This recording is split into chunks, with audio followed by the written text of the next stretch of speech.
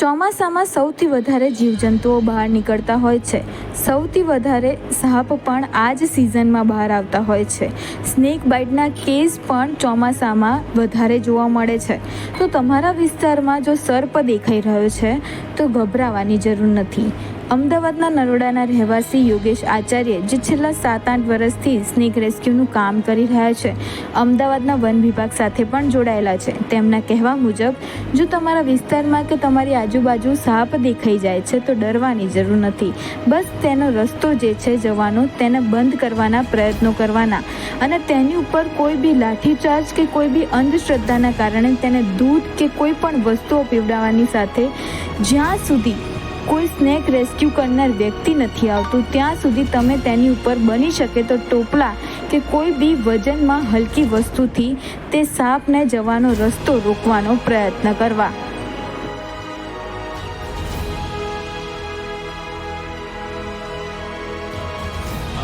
મારું નામ સાધુ યોગેશ છે.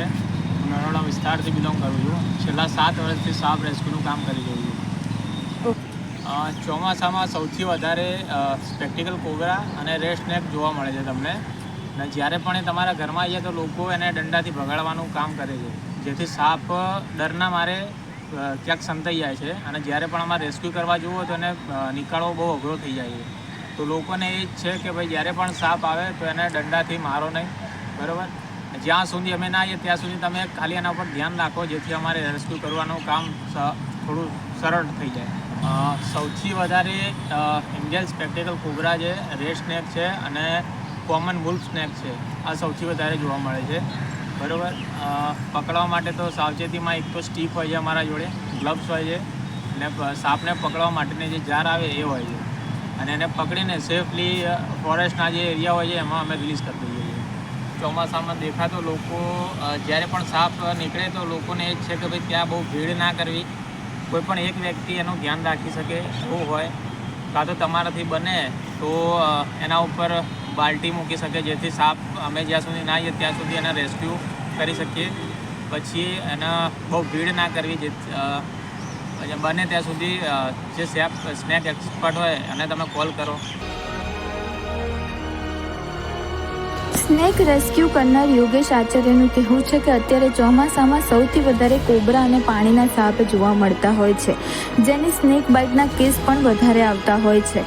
પાણીના સાપમાં ખાસ કરીને ધ્યાન રાખવું કે પાણીની અંદર જો સર્પ હોય છે તો તેને કોઈ પણ રીતે હેરાન કરવું નહીં. જે રીતના તે સર્પ ક્રિયા કરતો હોય છે તે જ રીતના તેને રહેવા દેવું. સ્નેક રેસ્ક્યુઅર આવશે તો તે પાણીમાં સાપને પકડતા તેને પણ સરળતા રહેશે.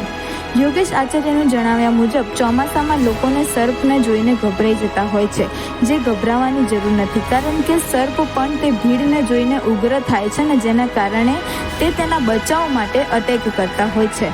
એટલે કે જ્યાં સુધી સ્નેક રેસ્ક્યુઅર આવે નહીં ત્યાં સુધી આ તમામ બાબતોનું ધ્યાન રાખવાથી જેનાથી તે જીવ પણ બચી જશે અને તમારા જીવનને પણ કોઈ પણ નુકસાન નહીં થાય.